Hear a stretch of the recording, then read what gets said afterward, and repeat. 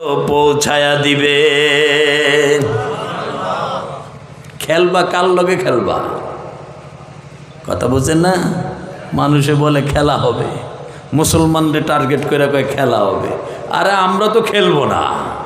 মুসা তো আল্লাহর হুকুম পালন করছেন, পানি দিয়ে চুবাইয়া ধরছে আল্লাহ। কথা কন। নমরুদ খেলতে চাইছে, মুসা দিয়া নমরুদকে ধরছেন কে? আল্লাহ। আমরা তো আমাদের কাজই করে যাব। মৃত্যু কপালে যদি লেখা থাকে হবে। যেমন নবীদেরও শাহাদাত হয়েছে উম্মত নাফরমান উম্মতের হাতে।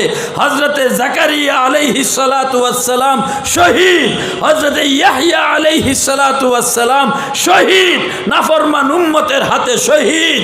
হযরতে ইব্রাহিম 40 দিন অগ্নিকুণ্ডে, হযরতে ইউনুস 40 দিন মাছের পেটে, হযরতে ইউসুফ কমপক্ষে 7 বছর জেলখানায়। এই ইতিহাস তো আমাদের জানা আছে। ইসলাম কি শেষ হয়ে গেছে? জোরে কন। ইসলাম মিটানে में तो मिट जाएगा जालिम, इस्लाम को मिटाना कभी मुमकिन तो नहीं है। जो दुश्मन इस्लाम है उनको ये बता दो, इस्लाम का परचम न झुका है न झुकेगा, इस्लाम का परचम न झुका है न झुकेगा। इस्लाम शेष होबे ना, যারা শেষ করতে আসবে তারাই শেষ। মুসা শেষ হয় নাই, ফেরাউন শেষ হয়ে গেছে, ইব্রাহিম শেষ হয় নাই, নমরুদ বাহিনী শেষ হয়ে গেছে। কথা ঠিক? নবীজি শেষ হয় নাই, আবু জাহাল বাহিনী শেষ হয়ে গেছে। আজও যারা ফেরাউন নমরুদ আবু জাহালদের মতো আচরণ করবে ইসলামের সাথে, কোরআন বলে তারা একদিন না একদিন শেষ হয়ে যাবে। ইসলাম আছে, ইসলাম থাকবে। गर्दन पे छुरी फेरो, गर्दन पे छुरी फेरो, या सर पे नेज़ा रख दो, हर हाल में हमको तो कुरान सुनाना है। गर्दने যদি ছুরি রাখো, মাথার উপর যদি করা তো ধরো, আমাদেরকে তো কোরআনের কথা বলতেই হবে। কথা বলেন, আমাদেরকে কোরআনের কথা বলতেই হবে। প্যারে হাজরিন, নবীওয়ালা জিম্মাদারি বড় কঠিন। দুনিয়াতে মাল মিলবে না, কিন্তু জুলুম অত্যাচার হতে পারে। জীবন বিসর্জন যদি দিতে পারো, জান্নাত গ্যারান্টি। বেহেশত আজাকে আজারে নবাশদ, बेश्त आजा के आजारे नबाशद, कसे राबा कसे कारे नबाशद। कुजा कारून कुजा फिरौन, कुजा नमरूद शुद हामान, कुजा आशाह तख्तो कुजा तख्ते सुलेमानी। जिंदगानी फ़ख्र फ़ानी कुछ नहीं जाओगे साथ, शाह हातिम बरा नामी गया आखिर खाली हाथ। যাইতে হবে কবরে, বাদশাহী যাবে না, চেয়ারম্যানগিরি যাবে না, মেম্বারগিরি যাবে না, ওসি ডিসি গিরি যাবে না, আপনার ক্ষমতাও যাবে না। আমি যেমনে যাব আপনিও তেমনিই যাবেন। আমাকে কবরে যেই প্রশ্ন করা হবে আপনাকেও সেই প্রশ্ন করা হবে। যদি নবীর আদর্শের বিরুদ্ধে ক্ষমতা খাটান, নবীর আদর্শ মুসলমানদের বিরুদ্ধে যদি নিজের পাওয়ার খাটান, পদবি খাটান, অর্থ ব্যয় করেন, আদর্শের বিরুদ্ধে যেতে হবে, যেতে হবে। করলে জু করনা হ্যায় আখির মৌত হ্যায়, করলে জু কর मरना है, आखिर मौत है कि आखिर तुझे रब को अपना अपना चेहरा दिखाना है। यहाँ हम सब मुसाफिर है, वही आखिर ठिकाना। कोई आगे रवाना है, कोई पीछे रवाना। मुसाफिर था मुसाफिर हो, सफ़र है ज़िंदगी मेरी। उसी का था उसी का हूँ, वही है बंदगी मेरी। কিচ্ছু যাবে না কবরে, যাবে নেকামল। কি কথা কন, কথা কন। আমাদের কত নেতা মরে গেছে, কবরে কি লয়ে গেছে? আজকে লাঙ্গল লাঙ্গল মারান, লাঙ্গলওয়ালায় কবরে কি লয়ে গেছে? 3 টুকরা কাফনের কাপড়, মাটি, একটা খাটও না। যায় কবরে এখন কি আল্লাহ আল্লাহ ভালো রাখুক দোয়া করি। যদি ইসলাম নবীর বিরুদ্ধে কিছু ঘটায় থাকে, রাষ্ট্রপ্রধানরা ইহুদি হইলে তো তার কথাই নেই, সে কাফের, জাহান্নামী। খ্রিস্টান হলে জাহান্নামী, হিন্দু হলে জাহান্নামী। মুসলিম হয়ে যদি কোরআন আর হাদিসের অবমাননা করে থাকো, হিসাব দেওয়া লাগবে। হিসাব ছাড়া যেতে পারবা না। নবীর সুপারিশ ছাড়া হাউজে কাউসারের পানি মিলবে না। এত সস্তা জিনিস না। আমরা সেই বলে বলিয়ান যে বিলাখের বিজয় আমাদের, দুনিয়ায় না হলেও পরকালে বিজয় আমাদের। तूने समझा मौत है इख्तिताम जिंदगी, दर हकीकत मौत है इब्तिदाए जिंदगी। कदम सोए मरकद, नज़र सोए दुनिया, कहाँ जा रहा है किधर देख रहा है। বয়স হইতেছে, হাঁটতে পারে না, লাঠি হাতে, পাও যাইতেছে আস্তে আস্তে কবরের দিকে, তাকায় আছে দুনিয়ার দিকে। এখনো ক্ষমতা দরকার, এখনো 10 তলা বাড়ি দরকার। দুনিয়ার লোভ তার দিল থেকে বের হয় না, নবীর মহব্বত তার দিলে ঢুকে না। আপনারা আমার কথায় রাগ করতেছেন? নবী মুহাম্মদুর রাসূলুল্লাহ ভয়ানক অবস্থার মধ্যে বালু নিক্ষেপ করলেন। আল্লাহ তাআলা কোরআনের মধ্যে বলেন, ওমা রমাইতা ইজ রমাইতা ওয়ালাকিন্নাল্লাহ রমা। ও নবী, আপনি মারেন নাই, আপনি যখন হাতটা এইভাবে ব্যবহার করেছেন, আমি আল্লাহ কুদরতিভাবে বালুগুলো ওই 70 জন দুর্দর্শ ডাকাত তাদের চোখে মুখে কানের মধ্যে পৌঁছায়া দিছি। তারা চোখ ডলতেছে, কানে শুনে না। নবীজি হেঁটে হেঁটে তাদের সামনে দিয়া আবু বকরের কাছে, আবু বকরের দরজায় আওয়াজ করলেন। সাথে সাথে দরজা খুলে বলে, আসসালামু আলাইকা ইয়া রাসূলুল্লাহ। আবু রসুল বললেন, আবু বকর তুমি কি ঘুমাও নাই? আবু বকর বলেন, ও রসুল, হিজরতের আদেশের পর যখন নাকি হিজরতের অনুমতির জন্য আপনার দরবারে গিয়েছিলাম, আপনি তখন বলেছেন, আবু বকর হিজরতে তুমি আমার সাথী হবে।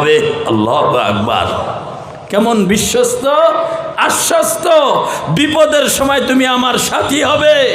ইসলামের দুর্দিনে, ইসলামের বিপদে, ইসলামের সাহায্যের সময় যারা ইসলামের পাশে দাঁড়াইতে পারে না, জিলাফির সময় জিলাফি কামড় দিলে এশকে মোহাব্বতের পরিচয় হয় না। ওটা তো সহজ কাম। আপনারা আমার কথা রাগ করেন? লাইলি মজনু, লাইলির অনেক আশেক, পাগল, মজনুন পাগল, অনেক প্রেমিক তার। লাইলি প্রতিদিন তাদেরকে দুধ পান করায় তার বাড়ির সামনে। খাদেম বা খাদেমাকে পাঠায়া দেয় দুধ আর পাত্র, এরা খায়, খায়াটায়া জায়গা।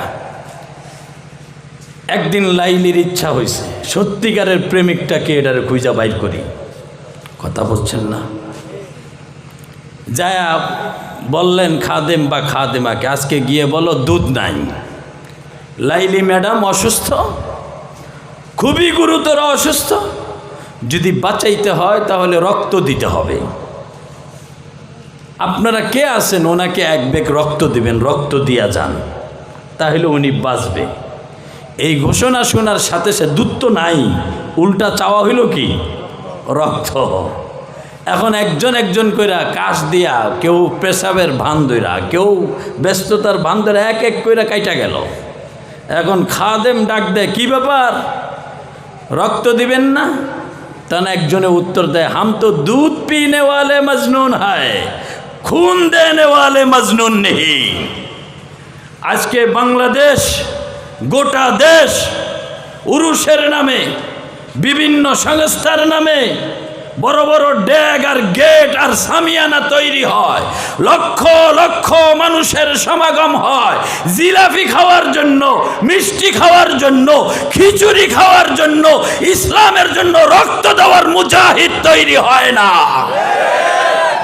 যারা দুর্দিনে জীবন বাজি রাখতে পারে তারাই হলো ইসলামের কান্ডারি, তারাই সত্যিকারের আশেক, আশেকে রসুল। আপনার আমার কথায় রাগ করলেন? নবী মুহাম্মদুর রাসূলুল্লাহ সাল্লাল্লাহু আলাইহি ওয়াসাল্লামকে আবু বকর বলল, নবী আপনি বললেন হিজরতে আপনার সাথী হব, ওই দিন থেকে সারা দিন আপনার দরবারে আমি সময় কাটাই, যখনই আদেশ হয় তখনই যেন রওনা হয়ে যেতে পারি, আর রাতের বেলায় বিছানায় পিঠ লাগাই না, দরজাটা বন্ধ করে দরজার সাথে এইভাবে ট্যাক লাগায়া দাঁড়ায়া দাঁড়ায়া ঝিমাই। কারণটা কি? কারণটা হলো যদি আরামের বিছানায় পিঠ লাগাই, বিভোর ঘুমের মধ্যে নিমজ্জিত যদি হয়ে যায়, নবী রাতের বেলায় এসে যদি আপনি আবু বকর বলে ডাক দেন, আমি যদি ঘুমের কারণে ঘুম যথাসময়ে ডাকেই যদি না ভাঙ্গে, আপনার মনে কষ্ট হতে পারে, এই জন্য আমি আবু বকর বিছানায় পিঠ লাগাই না। আল্লাহু আকবার বলে। আশেকে রসুল, নবীর প্রেমিক হতে হবে। নবী ছাড়া প্রধানমন্ত্রীও জান্নাতে যাবে না। মাথায় ঢুকায়া রাখেন, কোন দেশের প্রেসিডেন্ট, মন্ত্রী, এমপি, চেয়ারম্যান, মেম্বার, কোন সেনা প্রধান, র্যাব প্রধান, পুলিশ প্রধান, নবী মুসলিম যদি দাবি করো, নবীর সুপারিশ ছাড়া জান্নাতে যাওয়া যাবে, এটা মাথায় ঢুকায়া রাখেন। বিলাখের যেই নবীর জন্য পাগড়ি বেঁধেছি, যেই নবীর জন্য দাড়ি রেখেছি, যেই নবীর জন্য টুপি মাথায় দিয়েছি, যেই নবীর মহব্বতে সুন্নতির জামা গায়ে দিয়েছি, তোমরা জঙ্গি বলো আর মৌলবাদ বলো, যাই বলো, পোশাক পাল্টাই নাই যেই নবীর জন্য, ওই নবীর সুন্নতি পোশাককে যদি জঙ্গি বলে তিরস্কার করো, নবীর সামনে ধর্ণা দিতে হবে। কথা ঠিক? ফেরেশতারা একদল লোককে তাড়ায় দিবে, সকান সকান সব লাইনে ঢুকোস কে নবীর কাছে হাউজে কাউসারের পানি পান করার জন্য। নবী বলবেন, হে ফেরেশতারা কি হয়েছে তোমাকে, এটা আমার লোক না? ফেরেশতারা বলবেন, না এটা আপনার লোক না। কেমনে? আপনি দুনিয়ার থেকে চলে আসছেন, আপনার দিন নিয়া, ইসলাম নিয়া এরা ষড়যন্ত্র চক্রান্তকারী ছিনিমিনি খেলা খেলছে, এরা আপনার সত্যিকারের আশেক না। নবীও তারাই দিবেন, যা সর, তোর হিসাব তুই দিয়ে আয়। প্যারা হাজিরিন, আবু বকর বলে গারে সুরে উঠবে। আবু বকর বলে, নবী আপনি আমার কাঁধে ওঠেন, আমি আপনাকে নিয়ে এই পাহাড়ের উপরে গারে সুরে উঠে যাব। নবীজি বললেন, আবু বকর আমি তো চলতে পারি। আবু বকর বললেন, নবী আপনি চলতে পারেন এই জন্য আমি বলি নাই, আমি বলছি কেন, সকালবেলায় দুশ্মনরা আপনাকে আর আমাকে তালাশ করবে, আমার বাড়িতেও যাবে, আপনার বাড়িতেও হানা দিবে, 70 জন বিশেষ বাহিনী। কথা বুঝছেন কিনা আপনারা? এখন যেমন বিশেষ এজেন্সিরা কেউ আলেমকে খুঁজে, কেউ রাজনীতিবিদদেরকে খুঁজে, বাড়িতে থাকলেও খুঁজে, না থাকলেও তালাশ করে। নবীজির পিছনে রাষ্ট্রীয়ভাবে আবু জাহালের ঘোষণা, মুহাম্মাদের মাথা যে এনে দিবে তাকে 100 উট পুরস্কার দেওয়া হবে, আম করে দিছে। এই জন্য আবু জাহালের বাহিনী, প্রশিক্ষণপ্রাপ্ত বাহিনী 70 জন সহ দেশের সব জনগণ নবীকে তালাশ করা শুরু করছে। আবু বকরের মাথায় এটা ছিল, পদচিহ্ন, পায়ের চিহ্ন বালুর উপরে পড়বে। এটা দেখে দেখে গারে সুর পর্যন্ত দুশ্মনরা চলে আসতে পারে। নবীজিকে বাঁচাইতে হবে। আল্লাহু আকবার। दिन की सूरज डूब रही है तुम लोगों के सामने, रोज महशर क्या जवाब है मुस्तफ़ा के सामने। আজকে দিনের সূর্য নিভে যাচ্ছে 90% মুসলমানের দেশ থেকে। মক্কা তো 90% মুসলমানের দেশ ছিল না, মাত্র 30-40 জন, 80-90 জন 13 বছরে। কথা বুঝছেন আপনারা?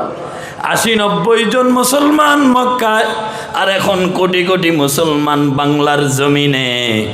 এই জমিনে ইসলাম মার খাবে, আলেম ওলামা জেলখানায় যাবে, কোর্টের বারান্দায় হ্যান্ডকাপ দিয়ে তা পরায়া তাদেরকে টানাটানি করা হবে। আর আমরা আর ফিলিস্তিনের মুসলমানদেরকে ইহুদিরা মারবে। আমরা বসে বসে কোক খাবো, 7 আপ খাবো, পেপসি খাবো, মেরেন্ডা খাবো, ফান্টা খাবো, এইভাবে আত্মতৃপ্তি লাভ করব। আর ইসলাম মেরে মেরে শেষ করে দিচ্ছে। নবীর কাছে হিসাব দেওয়া লাগবে। আপনারা দেখছেন এই যে নির্বাচনের সময়, বুঝার জন্য বলছি, রাজনীতির জন্য, যারা নমিনেশন পায় এরা দলীয়ভাবে পরীক্ষিত ওই আসনের জন্য 1 নম্বর বিধায় দলের কাছে তারা নমিনেশন প্রাপ্ত যোগ্যতা রাখে, নমিনেশনও পায়, মার্কাও পায়। কথা বলেন, কথা ঠিক? নবীর কাছে আপনার ইমানটাকে পরীক্ষা দেওয়া লাগবে না যে আপনি যে নবীজির লোক। আল্লাহর নবীকে বললেন, আবু বকর বললেন কাঁধে ওঠেন। নবীজি বললেন, আবু বকর আমি তো চলতে পারি। আবু বকর বললেন, না, এই জন্য বলি নাই। পদচিহ্ন 4 জনের পায়ের চিহ্ন দেখে তারা দুশ্মনরা গারে সুর পর্যন্ত চলে আসতে পারে। এই জন্য আপনি কাঁধে ওঠেন, 2 পায়ের চিহ্ন থাকবে। এটাকে তারা সন্দেহের তালিকায় নিবে। মানুষ তো 2 জন, 4 হবে, পাও 4টা, এখানে দেখা যায় 2টা। আর আমি আবু বকরও পুরা পায়ের উপরে ভর দিয়ে হাঁটবো না, শুধুমাত্র পায়ের গোড়ালির উপর ভর দিয়ে দিয়ে যাব, ফলে যেন এটা মানুষের পায়ের চিহ্ন বোঝা না যায়। এই হলো ফিকির, এই হলো ফিকির। এটাকেই বলেন রাজনীতি। ইসলামকে বাঁচাইবার জন্য, নবীকে বাঁচাইবার জন্য, আলেম ওলামাকে বাঁচাইবার জন্য কৌশল যদি বলেন, এটাই কৌশল, এটাই হিকমত। এতটুকু ফিকির যদি আপনার দিমাগে না থাকে, আপনি কিসের মুসলমান? আপনার আমার কথা রাগ করতেছেন?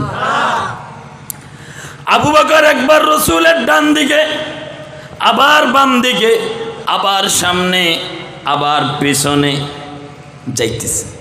হিজরতে সময় রাতের বেলায় রসুল মনে করলেন আবু বকরের মাথা, ব্রেনে টেনশন কাজ করতেছে। কেন টেনশন?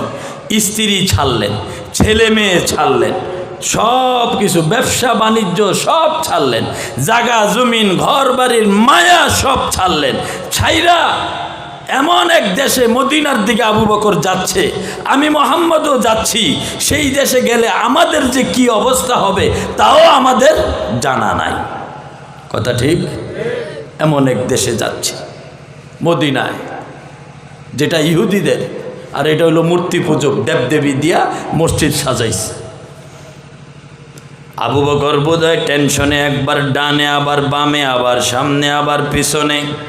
নবীজি বলে ফেললেন, আবু বকর তোমার বোধহয় টেনশন কাজ করে। আবু বকর বললেন, ইয়া রাসূলুল্লাহ কেমন টেনশন? কয় স্ত্রী, ছেলে মেয়ে, বাড়ি ঘর, জায়গা জমিন। আবু বকর মক্কার ধনীদের মধ্যে 1 নম্বর কাতারে ছিলেন। কথা বুঝতেছেন আপনারা? মহিলাদের মধ্যে 1 নম্বর কাতারে ছিল খাদিজা। আবু বকর ছিলেন পুরুষদের মধ্যে 1 নম্বর। যদি 5 জন থাকে, আবু বকরও 1 জন। এতগুলো সম্পদের মায়া ছেড়ে যাচ্ছে, টেনশন তো কাজ করার কথাই। আবু বকর বললেন, আল্লাহর কসম ও নবী, স্ত্রী, ছেলে মেয়ে, ধন সম্পদের মায়ায় আমি একবার আপনার ডানে, আবার বামে, এভাবে সামনে পিছনে আমি যাই না। আমি শুধু আপনার মায়ায় ডানে বামে সামনে পিছনে আমার চলা এলোমেলো হয়। আমি যখন মনে করি ডান দিক থেকে তীর এসে আপনাকে আঘাত করতে পারে, তখন আমি আবু বকর আপনার ডান পাশে চলে যাই। আমি যখন মনে করি বাম পাশ থেকে তীর এসে আপনাকে আঘাত করতে পারে, তখন আমি আপনার বামে চলে যাই। আমি যখন মনে করি সামনের দিক থেকে আঘাত আসতে পারে, তখন আমি সামনে চলে যাই। আবার যখন মনে করি পিছন দিক থেকে তীর আসতে পারে, আমি তখন আপনার পিছনে চলে যাই। আমি আবু বকরের চিন্তা হলো আপনার একমাত্র সফর সঙ্গী আমি আবু বকর। আমি আবু বকর জীবিত থাকতে আপনার গায়ে একটা টোকা লাগবে, এটা আমি আবু বকর মাইনা নিতে পারি না। আল্লাহু আকবার। এটাকে বলে ইশক, এটাকে বলে মোহাব্বত। इश्क़ महबूब खुदा जिस दिल में हासिल नहीं, लाखों मोमिन हो मगर ईमान में कामिल नहीं। उल्फत में बराबर है वफा हो कि जफा हो, हर चीज़ में लज्जत है अगर दिल में मज़ा हो। मोहब्बत एक अजब शय है बयां करना नामुमकिन है, न मरता हूँ न जीता हूँ अजब हालत हमारी। এভাবে আবু বকরকে নিয়ে চলে গেলেন মদিনায়।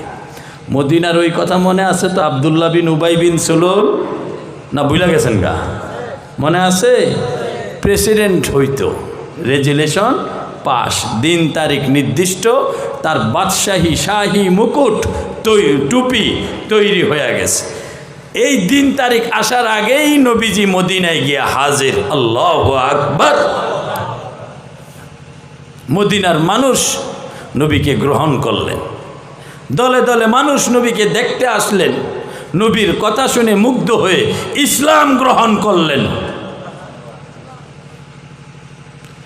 যেই তারিখে আব্দুল্লাহ বিন উবাই বিন সুলুলকে যারা স্টেজ বানায়া, নেতৃত্ব দিয়া, ফুলের মালা পরায়া বরণ করে নিবে, প্রেসিডেন্ট ঘোষণা করবে, যেই লোকগুলো নেতৃস্থানীয়, এরা অধিকাংশই মুসলমান।